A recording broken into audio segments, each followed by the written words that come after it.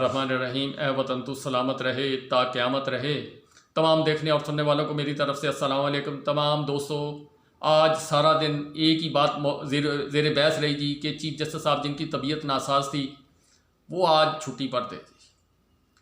कौम भी परेशान रही, वीलॉगर भी परेशान रहे, मीडिया को जैसे प्लांट किया गया था वैसे वो टिकर चलाता रहा, प्रोग्राम करता रहा।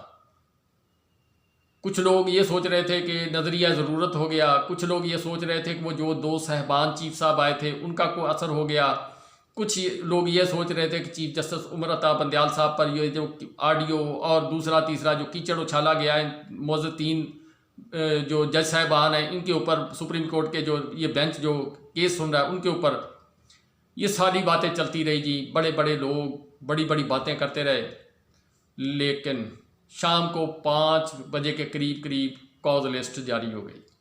वो कॉज लिस्ट क्या जारी हुई, इनके ऊपर बम गिर गया जी। आज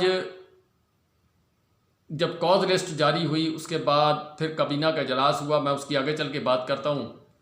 बात यह है जी कि जस्टिस उमर अता बंदयाल साहब की तबीयत वाकई ख़राब थी। वो अपने गांव गए हुए थे, जैसे जो बताया गया ज़राए के मुताबिक।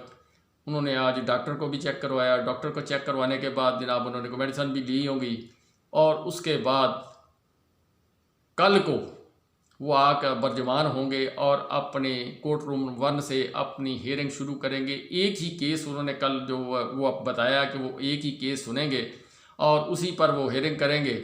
ये जो 21 अरब रुपए वाला, जिसके अंदर उन्होंने हुक्म जारी किया था कि 27 तारीख आपके पास आखिरी है और उसमें आपने पैसे देने हैं, मुज़ाकरात करने हैं तो आप 26 तारीख की शाम तक कर लें, 27 को मौजूद अदलिया में आकर रिपोर्ट जमा करवा दें। ये सारी बातें उन्होंने अपनी उस फैसले के अंदर लिखी थी। जो लोग आज बातें कर रहे हैं जी, उनमें बहुत सारे लोग ऐसे थे जिनमें कमरुज़्ज़मान कायरा साहब, फ़ारूक एच नाइक साहब, जनाब ख्वाजा साद रफ़ीक साहब, जनाब अयाज सादक साहब और ANP के जनाब कुछ लीडरान थे, कुछ उनके वकील थे। फजल रहमान साहब जो हैं वो मेरे ख्याल उस दिन नहीं थे। बाकी तमाम पार्टियों के लोग जो सीनियर लोग थे वो आए थे। जस्टिस साहब ने एक सवाल किया था कि आपको हम पर एतमाद नहीं, तो इन लोगों ने कहा था जी हमें आप पर मुकम्मल एतमाद है। अटॉर्नी जनरल साहब भी थे जी जनाब पाकिस्तान के, वो भी थे, उनसे भी सवाल किया गया। तो इन्होंने जो जो बातें की वहाँ पर वो तहरीर है।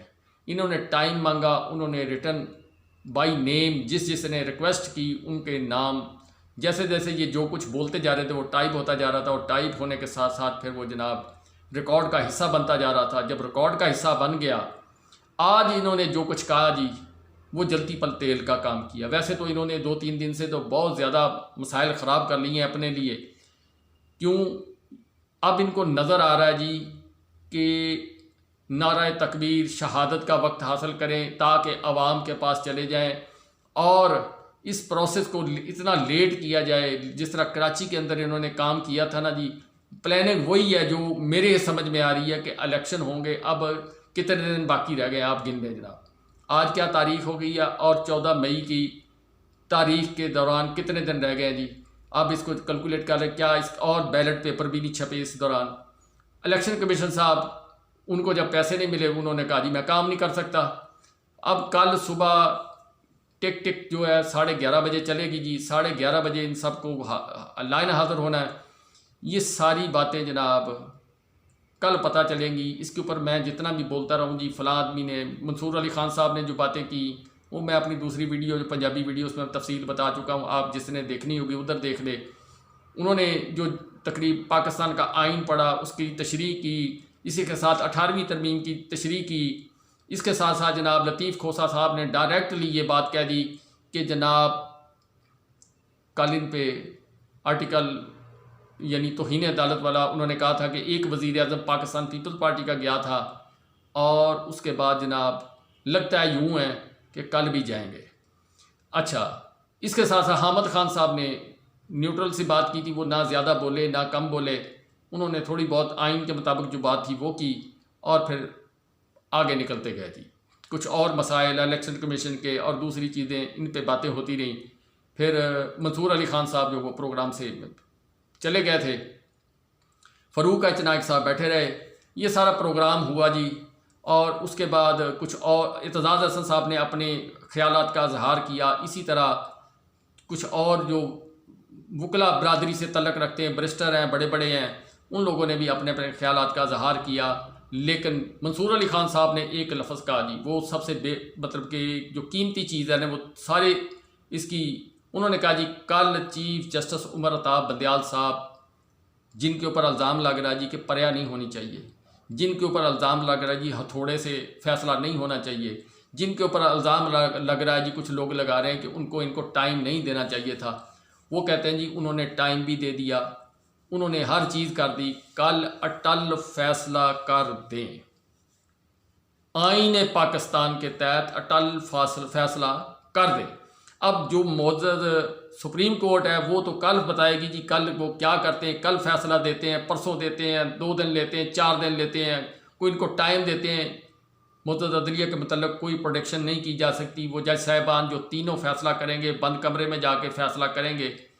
2 चीफ का मिलना, इनका रद्द अमल आना, ये भी एक कहानी है।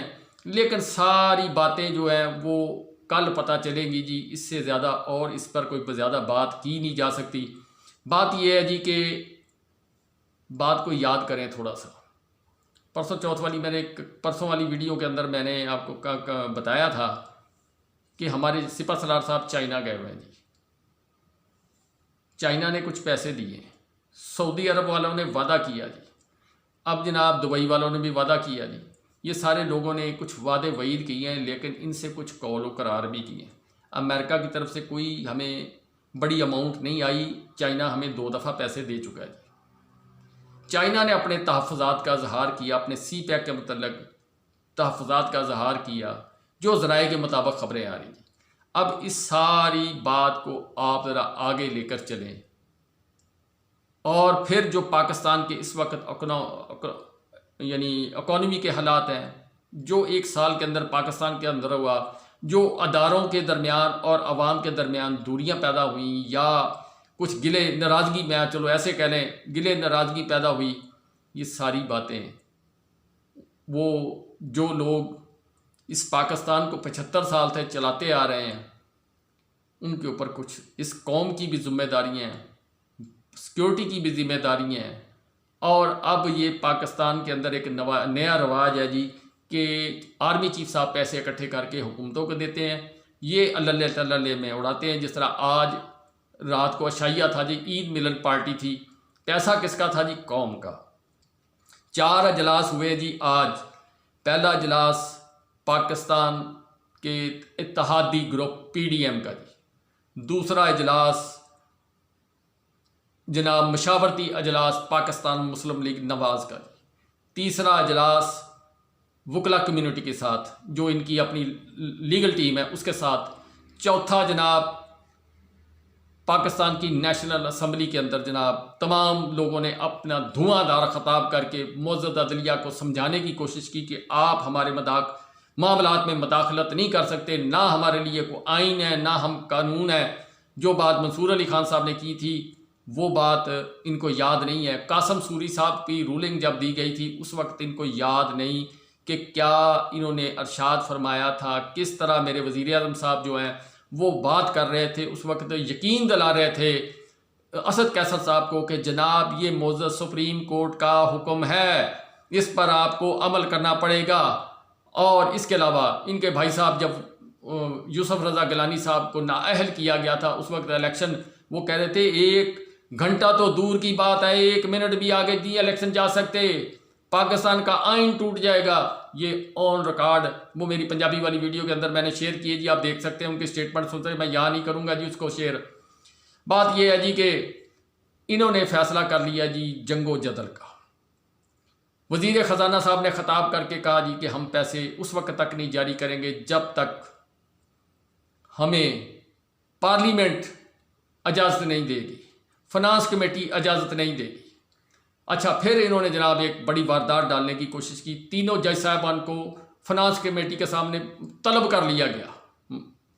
क्या पिद्दी और क्या पिद्दी का शोरबा। अच्छा, फिर उसके बाद वो मामला जो आगे ना चलाया गया, पर एक खत लिखा गया। इसके दौरान पाकिस्तान की सुप्रीम कोर्ट के अंदर 4 दरख्वास्तें दायर हुई जी। एक शहरी था, उसने दरख्वास्त दे दी कि जनाब जो पुरानी असम्बलियाँ वो बहाल कर दी जाए। एक शहरी ने दरख्वास्त दे दी जनाब कि इलेक्शन इकट्ठे होने चाहिए। साबका वज़ीर आला पंजाब परवेज़ इलाही साहब ने एक दरख्वास्त दे दी निगरान हुकूमत के मतलब। साबका वज़ीर आला KPK उन्होंने जनाब दरख्वास्त दे दी KPK में निगरान हुकूमत के मतलब। ये दरख्वास्तों का सिलसिला चलता रहा। वो आने वाले दिनों के अंदर अगर उस पर सुना गया कि उन निगरान हुकूमतें भी, मंसूर अली खान साहब ने बताया जी ज़्यादा से ज़्यादा 90 दिन, 105 दिन, 110 दिन, इससे ज़्यादा वो ऊपर जा नहीं सकते। उनका टाइम पीरियड ख़त्म हो जाएगा, ना वो बजट पेश कर सकेंगे, ना वो और कोई चीज़ पेश कर सकेंगे। ये सारी चीज़ें उन्होंने अपने इंटरव्यू के अंदर वो जो दिए चैनल पर दे रहे थे उसके अंदर उन्होंने बताया जी। अच्छा, अमीर होती साहब ANP के जो है उन्होंने जनाब तकरीर की, मैं वो थोड़ी सी सुनी है, तो वो कह रहे थे जी मोअज़्ज़ज़ स्पीकर साहब से हम कलाम थे, उनको कह रहे थे, और पूरी असम्बली जो बैठी हुई थी उसके साथ हम कलाम थे कि जनाब आप ये बताएं आप कोई मोअज़्ज़ज़ अदलिया का फ़ैसला कर सकते हैं। उन्होंने कहा जी नहीं कर सकते। उन्होंने कहा जी फिर मोअज़्ज़ज़ अदलिया जो हमारी पार्लियामेंट के फ़ैसले कैसे कर सकती है। यही सवाल अगर पाकिस्तान तहरीक इंसाफ का कोई नुमाइंदा होता तो वो पूछता, सर वो कासम सूरी वाला फैसला जो है वो पार्लियामेंट के डिप्टी स्पीकर ने दिया था, उस वक्त वो मुकम्मल स्पीकर था, तो आपने कैसे उसके ऊपर जनाब अपना शोर गोगा किया, जो तकरीरें की, जो हल्ला गुल्ला किया। फिर इसी तरह 63A का उन्होंने जिक्र किया कि अगर वो ना होती तो आज हमारे जनाब हुकूमत होती, ये झंझट ना होता। फिर उन्होंने इमरान खान साहब पर अटैक किया, उनकी ज़ातियात पर भी थोड़ा सा अटैक किया कि जनाब वो उनकी खातून अव्वल के वो जो रूहानी तल्लक है उसके हिसाब से उन्होंने बात की। फिर जनाब उन्होंने कहा जी कि वज़ीर आला खुद मुख्तार होता है जी, वो किसी के पार्टी लीडर के कहने पे कैसे असम्बली तोड़ सकता। भाई आपसे पूछ के तोड़नी थी। आपके लीडर कह रहे हैं हमने रहना है, आप अटके हुए हैं, और आपको नज़र भी आ रहा है कि आपको तौहीन अदालत हो जानी है आपके साथ। अब ये सारी चीज़ें हुई हैं जी। आखिरी जो लुब्बे लवाब है इस खेल का जी वो ये है कि इन्होंने जंग का फैसला कर लिया जी। जंग अब कल क्या सूरत हाल अख्तियार करेगी, क्या मुअज़्ज़ज़ सुप्रीम कोर्ट का फैसला ये मानेंगे या नहीं मानेंगे, उसके बाद पाकिस्तान तहरीक इंसाफ का रद्द-ए-अमल क्या होगा, वकला का रद्द-ए-अमल क्या होगा, ये खेल बिगड़ता हुआ नज़र आ रहा है। आसानी से ये जो है ना घी ये सीधी उंगली से नहीं निकलेगा, टेढ़ी उंगली से निकालना पड़ेगा। और जब वकला खड़े हो गए फिर मुशर्रफ साहब जिनके बराबर ये आटे में नमक के बराबर इनके पास ताकत नहीं है, तो फिर ये लोग वकला तहरीक के सामने खड़े नहीं हो सकेंगे। और फिर उसकी बैक पर जब पाकिस्तान तहरीक इंसाफ खड़ी होगी, बाकी इलेक्शन वो किस तरह होंगे नहीं होंगे, वो क्या मामलात होंगे, क्या उसको तस्लीम किया जाएगा या नहीं किया जाएगा। मैंने पिछली वीडियो के अंदर आपको बताया कि पाकिस्तान के हालात 2023 में पाकिस्तान 1973 के अंदर खड़ा है। सेम सिचुएशन उस वक्त है। जो मुराद सईद साहब ने तकरीर की है आज वो सुन लें, जहाँ जो लोग निकले हैं 25 शहरों के अंदर, 25 जगह पर मतलब मुख्तलिफ शहरों के अंदर 25 वहाँ पे जो नज़दीक शहर होंगे बड़ी स्क्रीनें लगाकर मुराद सईद का जलसा सुना गया। मुराद सईद इमरान खान नहीं है, 25 शहरों के अंदर स्क्रीनें लगाकर उसकी जनाब तकरीर सुनी गई है। ये सारी बातें हुई हैं जी मुराद सईद की। मुराद सईद ने खुल खुलाकर बातें की हैं। जो कल ये परसों जो बम धमाका हुआ जी उसके ऊपर उसने अपना रद्द-ए-अमल दिया, उसने जो कुछ किया उसके ख़िलाफ़ वो बंदा जो पाकिस्तान की जंग लड़ रहा है, पाकिस्तान के दिफा की जंग लड़ रहा है, जो उसको मैसेज आया था जो अननोन नंबर से, उसने उसमें भी वो हिस्सा जारी किया जो उसके नाम पर था, और जो उसने जो बाकी अदारों या पाकिस्तान के मतलब कुछ उस शख्स ने हर्जा सराई की थी वो उसने रिलीज़ नहीं किया। उस शख्स के ऊपर दहशतगर्दी के पर्चे कराने के प्रोग्राम में जिस तरह अली अमीन गंडापुर है उसको शहर शहर फराने इबरतनाक सज़ा देने के मतलब सोचा जा रहा है। इसी तरह बाकी लोग हैं उनके पास भी यही काम हो रहा है। बाकी जो बात है जी वो कल ही पता चलेगी। अब इससे ज़्यादा और मैं कुछ नहीं कहता। मैं वीडियो तो और करना चाहता था, अब उसके ऊपर अलहदा एक वीडियो करूँगा जी कल परसों को, कि इमरान खान साहब को इन लोगों ने कैसे मकबूल किया, इस्टेब्लिशमेंट ने और मौजूदा हुकूमत ने इमरान खान साहब के लिए किस तरह जनाब रास्ते साफ़ किए, किस तरह अवाम इमरान खान साहब की तरफ गई है। इस पर अलहदा एक वीडियो करूँगा जी। कल करने लगा तो फिर कल भी बीच में से खबरें आ गई, आज भी ये खबर आ गई, फिर इस वजह से मैं ना कर सका। कल कोशिश करूँ, कल भी नहीं होनी बल्कि एक आध दिन के अंदर करूँगा, सूरत हाल देख के फिर बात करूँगा आपके साथ। इजाज़त दीजिए, अल्लाह हाफ़िज़।